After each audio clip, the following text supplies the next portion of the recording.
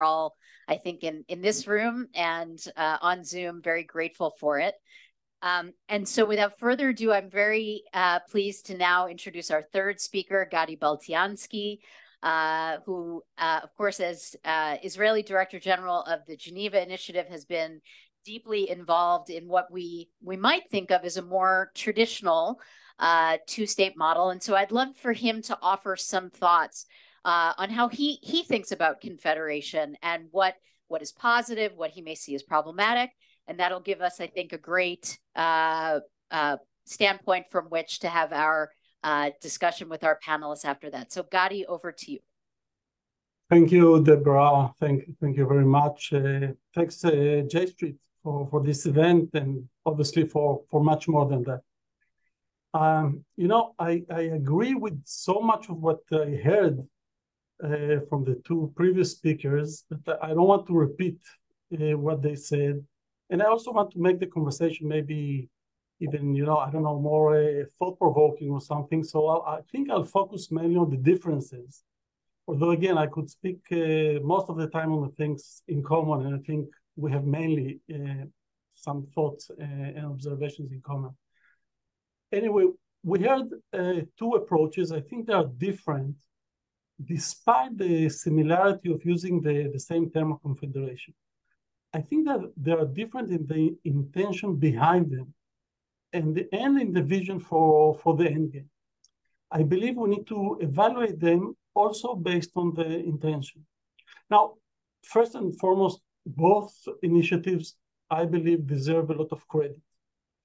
Not only because they are, supposed to broaden the discussion on the general issue and help in promoting it in the public and the diplomatic agenda, which is something I still hope will happen.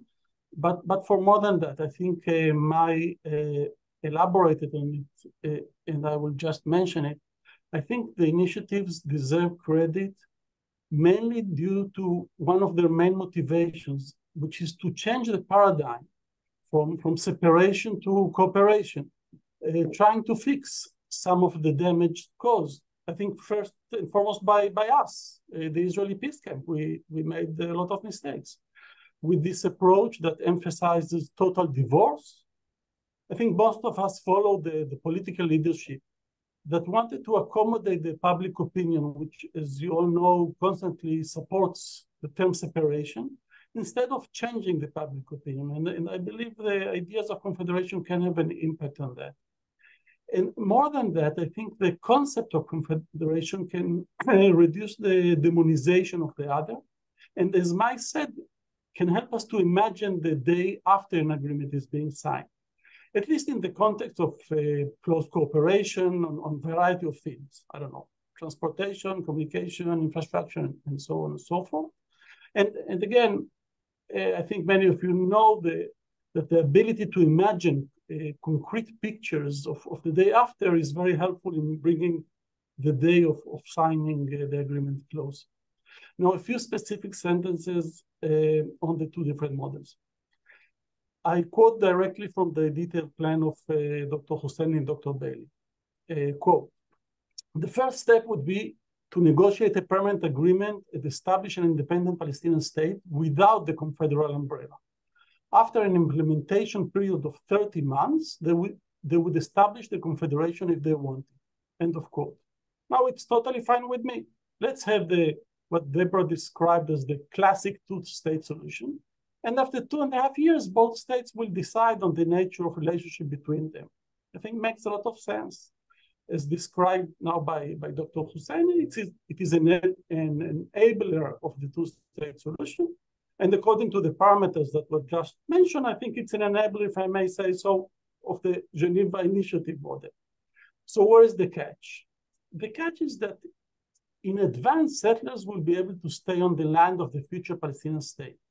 So theoretically, we can declare as of today that settlements are no longer an obstacle to peace.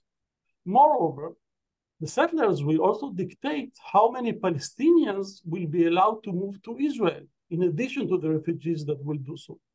Quite powerful to give it to the settlers.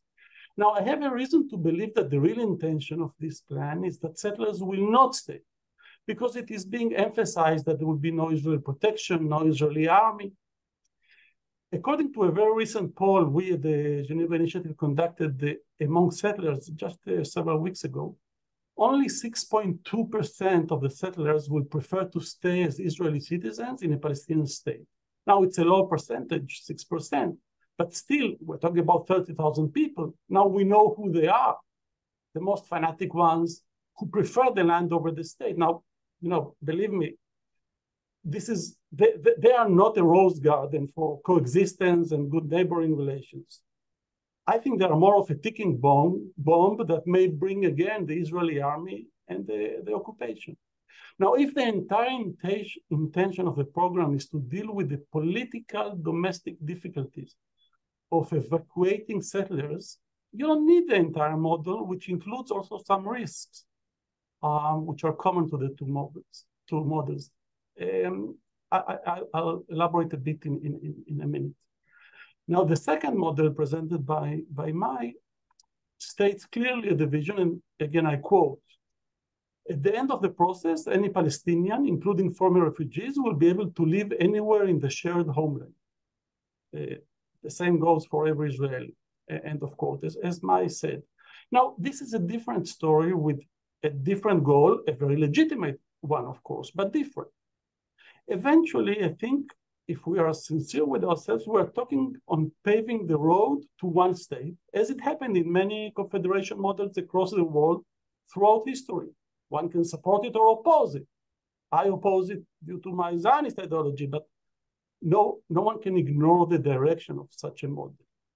In my view, it also, besides the ideological problem that I may have with it, it entails the risk of continuation of the occupation, be it a military one or an economic one. I remind you, the Israeli GDP is more than 50. That I go there. So if that kind of situation resonates with you, if you're really busy and you have other things to do, whether it's work related or family. Sorry, we're having some sound difficulties here in DC. I don't know if there are issues for our folks on Zoom. For me, it's okay, so I can continue. If you hear me, Deborah? I think it's just your office connection, because also during Hiba's talk, we could hear her perfectly. Okay, thank you. All right. So I'll continue. Great, thank you, Gadi. That would be okay. Okay. Yeah. So the risk of an ongoing occupation, be it a military one or an economic one, and again, the Israeli GDP is more than 15 times at the Palestinian one. And we all know the gap in the military powers of both sides. So there is a danger there as well. So in my view, the first model presented by Hiba uses in a way the tactic of a confederation in order to achieve the classic two-state solution with a clear border between two nation states, while the second model uses the tactics of a two-state solution in order to serve the broader idea of two people sharing the entire land rather than dividing it. Now, where's one of the biggest risks? And again, I will not elaborate on the things that I agree with. Both, in a way, legitimize and may even encourage more Israeli settlement activities, construction, and more Palestinian aspirations to move and live in Israel, since both are described as part of the solution and not part of the problem. While in fact, both trends, in my view, are obstacles to peace, be it on the ground or in the minds of people. But furthermore, I listened carefully to Jeremy Ben-Ami, and Jeremy, in his introductory remarks, felt the need to emphasize that J Street did not abandon the two-state solution. I think all of us need to ask ourselves why Jeremy felt that need. I think rightly so. Because we live in a world where many declare the two-state solution is dead. Now, I have never seen so many death certificates to one body. The need to announce it time and again maybe proves that actually it is very much alive. By the way, usually the ones behind those statements come from our own camp. Our opponents are very concerned that eventually there's no other outcome of this conflict rather than the classic two-state solution. If you take a look at the strategy behind the construction plans in the West Bank, you will see that the main goal is to prevent the establishment of a contiguous Palestinian state. If you listen to Smotrich calls for the evacuation of Khan el-Ahmar, you will hear him saying that it has nothing to do with legal arguments, but has everything to do with his fear that the land between Jerusalem and Jericho will become eventually part of a future Palestinian state. We all oppose Trump's plan, and rightly so. Our opponents see it as a proof that even a Republican administration and the very right-wing Israeli government eventually end up with the Palestinian state. So I'm not sure we need additional voices in the public debate right now that may, unintentionally of course, strengthen the trend to dismiss the traditional two-state solution. We don't need necessarily a different destination, but we need to focus on ways how to get there. For example, changing our own rhetoric, not only regarding the Israeli-Palestinian relationship, as the Confederation Initiative rightly suggests, of more cooperation and more coexistence, but also not to speak about the future need and difficulty to evacuate more than 150,000 settlers. Actually, we need to speak on the need to find a solution to 30 or 40,000 households in a gradual process over a period of, 5 years, 7 years, whatever. Since the fact of the matter is that it doesn't really matter if you evacuate a family with 2 or with 3 children. And we need, for example, to create a debate around the need to serve as soldiers, protecting illegal outposts with messianic and violent settlers, exactly as many pilots and others in the military decided in recent weeks not to serve under the current circumstances. This is part of what Mai also spoke about, of adjusting ourselves to the changing reality in Israel. We used to speak about the future unavoidable need to choose 2 out of the 3, Jewish state, democratic state, or greater Israel. The current government is choosing and giving up on democracy in favor of a Jewish state on the entire land. Now it is clear more than ever that the battle for partition of the land and reaching the two-state solution is also part of the battle for Israel's democracy. And if it is not clear enough, well, we have a job to do. But so what we needed, I'll conclude with it. It is not a fence or a wall between 2 buildings, but it is also not 2 roommates in the same apartment with the same key. And I go back to what Mort Halperin said at the beginning. I think we need 2 separate apartments in the same building. Now we deal with common matters, with common interests, maybe even with common threats, because we live in the same building. But in 2 different apartments, we're having the opportunity to have our own independent lives. And I think both peoples deserve no less than that. Thank you. Thank you so much for that, Gadi.